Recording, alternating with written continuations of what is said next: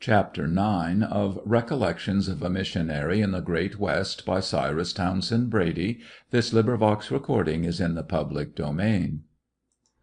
Recreation and instruction are combined in a very effective way in the great Chautauqua assemblies which are held in the West, and which seem to find a more congenial environment there than in the East. Some of the ablest addresses, the finest sermons, the most interesting lectures I have ever heard have been delivered at these assemblies. They are attended by whole families, but of course crowds of young people predominate. A local druggist in a town near which one of the principal assemblies used to meet remarked to me one day that he had made every preparation for the coming Chautauqua and was ready for it. He was not of a literary turn of mind, and as I was curious to know, I asked him what his preparations consisted of.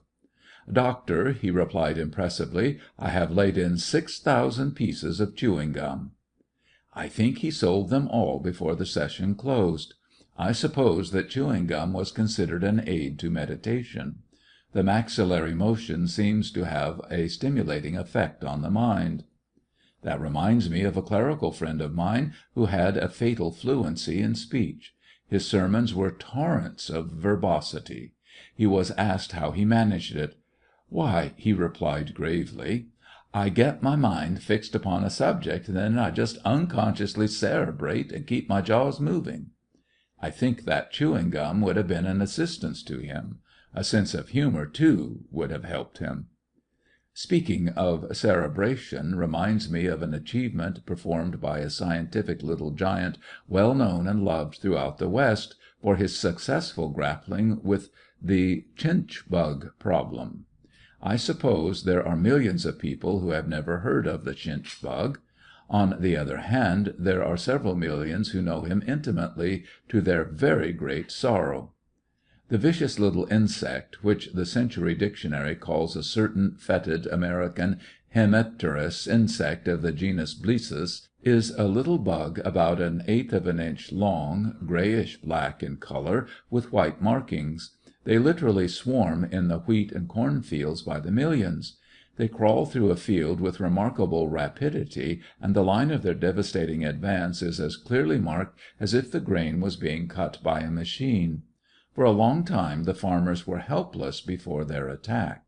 Dr. Francis H. Snow, the Chancellor of the University of Kansas, an entomologist of world wide reputation, that is, he is known everywhere except in the East, where there are no chinch bugs, after a long course of brilliant experiments, discovered the method of inoculating the bug with a deadly and very contagious disease.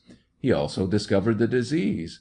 He then conceived the brilliant idea of distributing a few of the inoculated insects in a field where the destroying armies had made their appearance, and, wonderful to relate, the experiment proved to be a great success. An epidemic of disease, superinduced by the few inoculated insects, swept through the chinch bugs and saved that particular crop.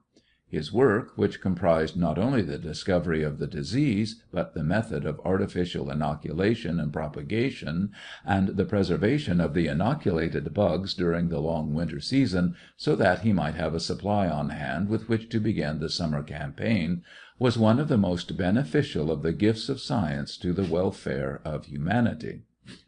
The money value of property saved by his labors, freely and ungrudgingly given, amounts to millions of dollars, an enormous sum.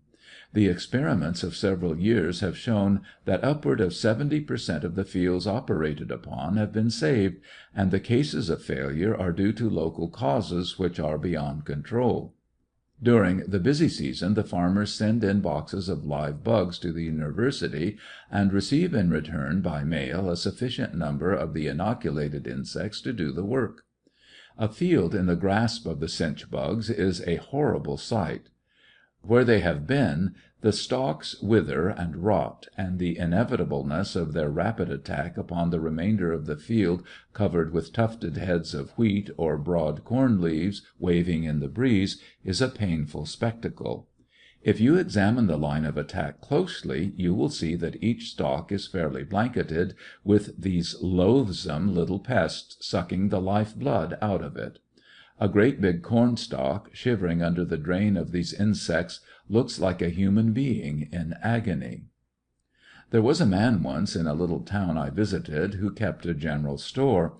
He was approached one morning by a farmer who was indebted to him in some small amount, with a request for an extension of time, on the plea that the cinch bugs were in the farmer's corn and that his crop was being ruined.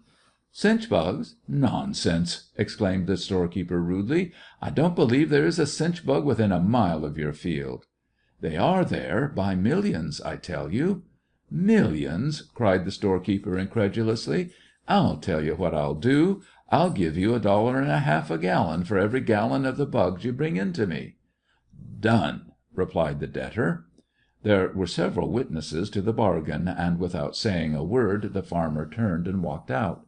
A day or two after he drove back to the village with a large 10-gallon can, tightly covered, which he unloaded from his wagon and rolled carefully into the general store.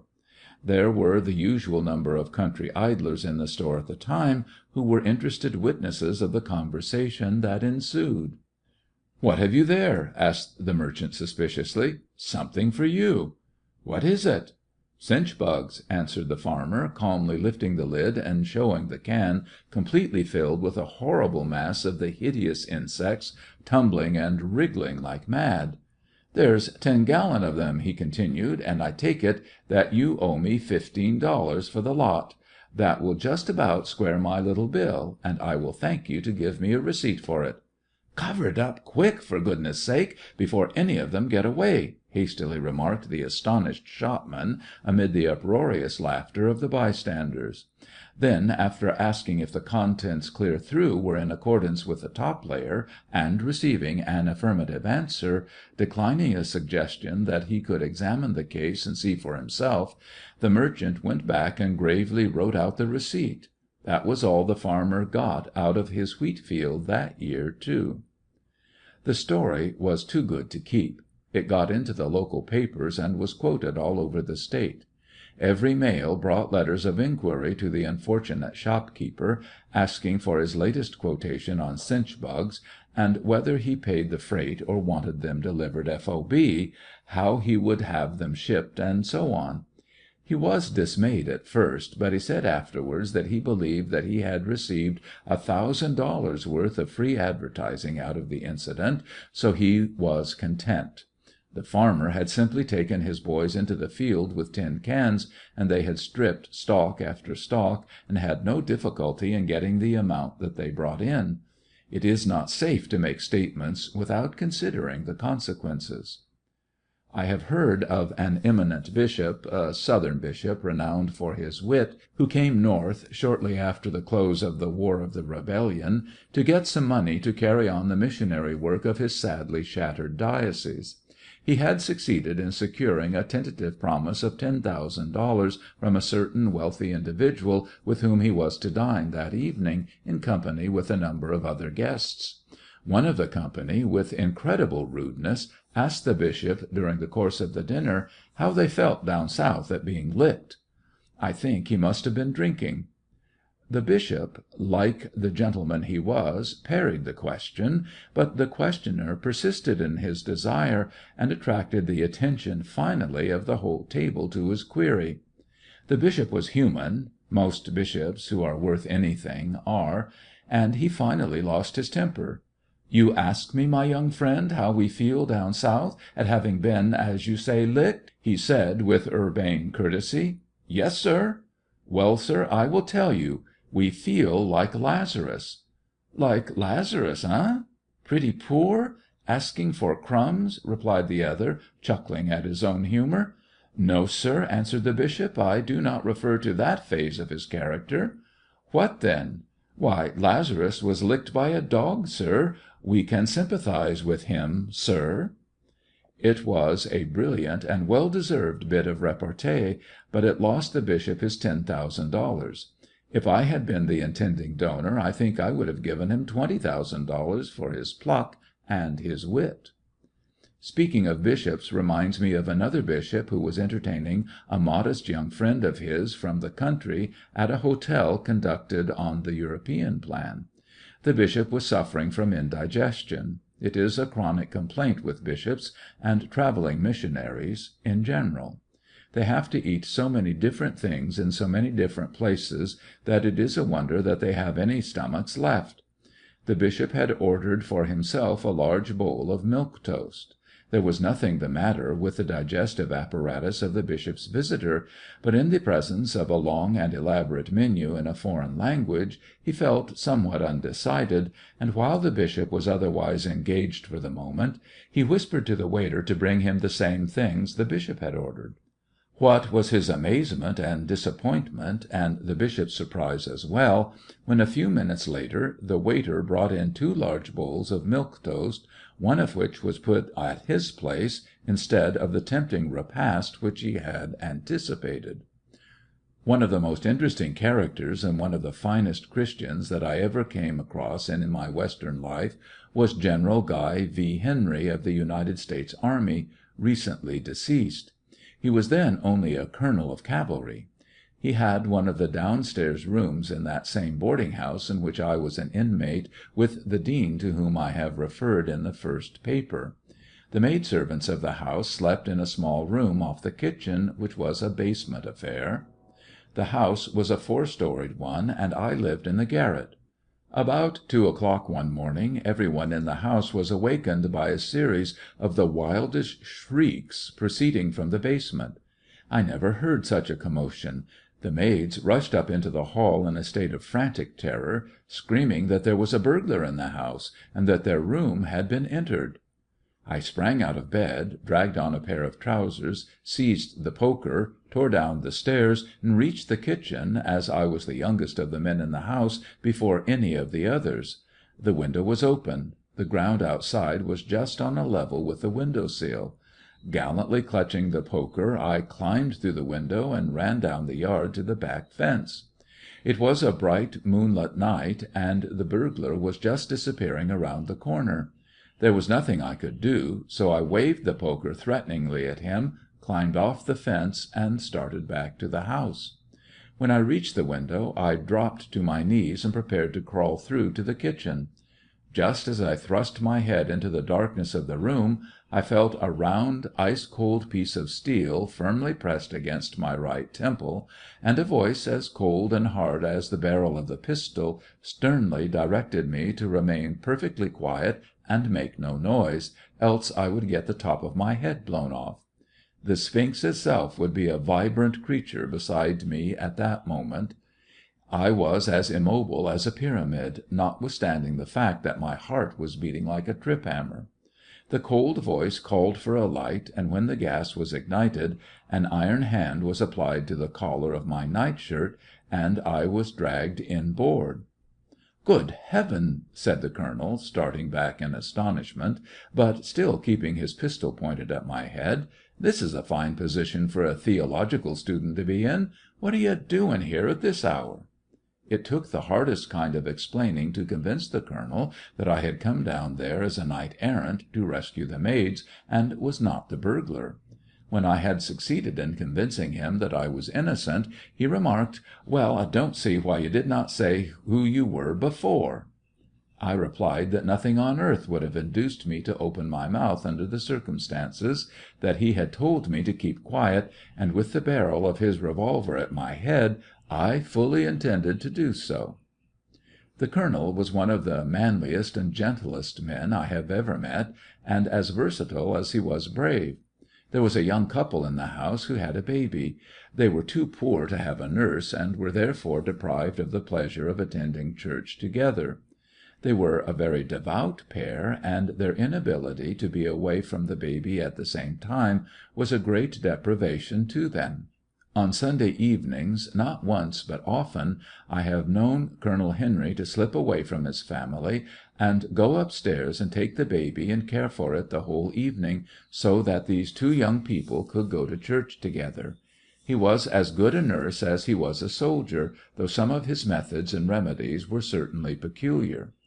I remember seeing him on one occasion after services, rocking to and fro, holding the baby clasped tightly against his breast; and when he was asked if the infant had behaved itself, he replied, "No, it did not." Not at first, that is. It seemed to have some kind of a cramp, or the colic, but I fixed it all right." "What did you do for it, Colonel?" "Well, I have some fine old Holland gin down in my room, and I gave him a good dose of it, and you see the result." "Heavens!" exclaimed the young mother, in a fright, clasping the infant to her breast. "Maybe you have killed it." "No, I haven't," replied the colonel, imperturbably. "It's all right. I have not been in command of a regiment of men for 10 years without knowing how to take care of a baby, madam." The man had been shot to pieces in the Indian wars. Some of the bones in his face were supported by artificial plates. He was a scarred and battle-worn veteran.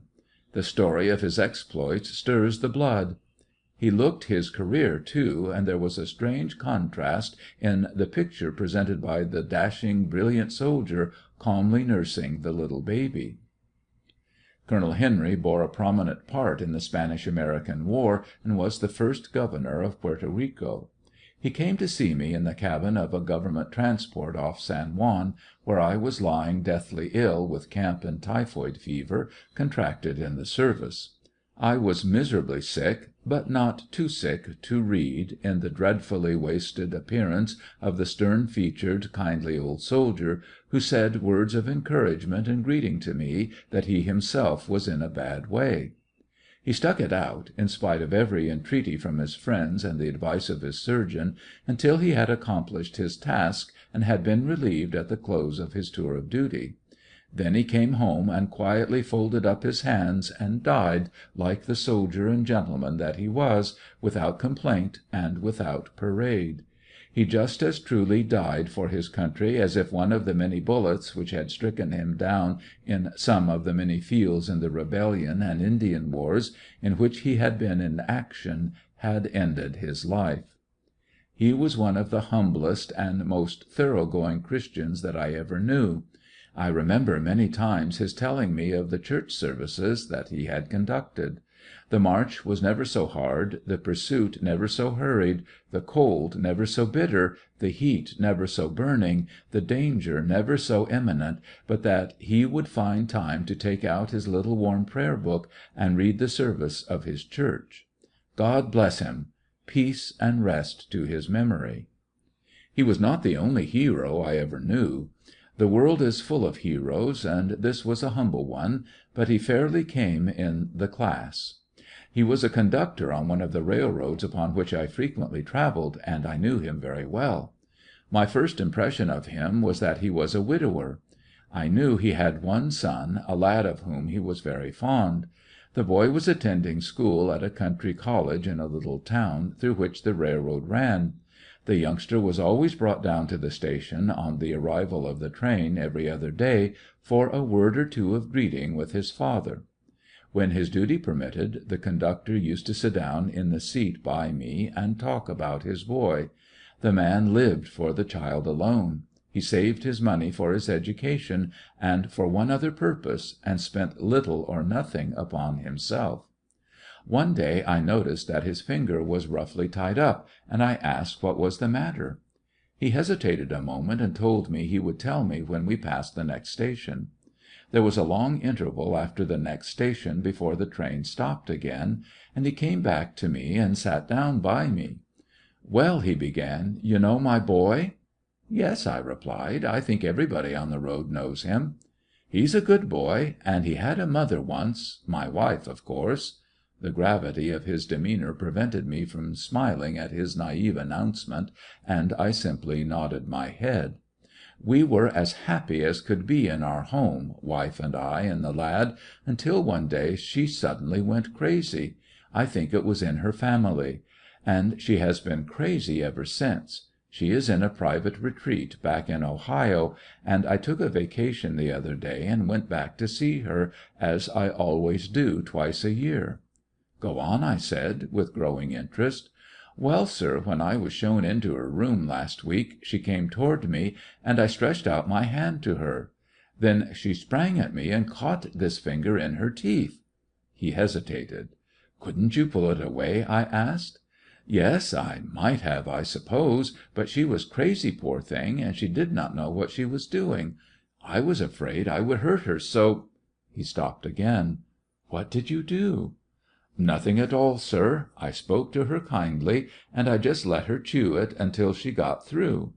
"She nearly bit the top off," he remarked quietly, getting up from the seat and going toward the door as the train slackened up, nearing the next station. The women, especially the wives of the clergy, were heroes, too. I have heard of one who played the little organ in the church until she was forced to resign her position which was without emolument on account of another baby. But a few months found her back in her old place. The baby's cradle sat by the organ now, and the faithful musician pumped the organ with one foot and rocked the baby with the other. In addition to all this she led the singing. And it was good singing, too. I call that heroic. Chapter 10.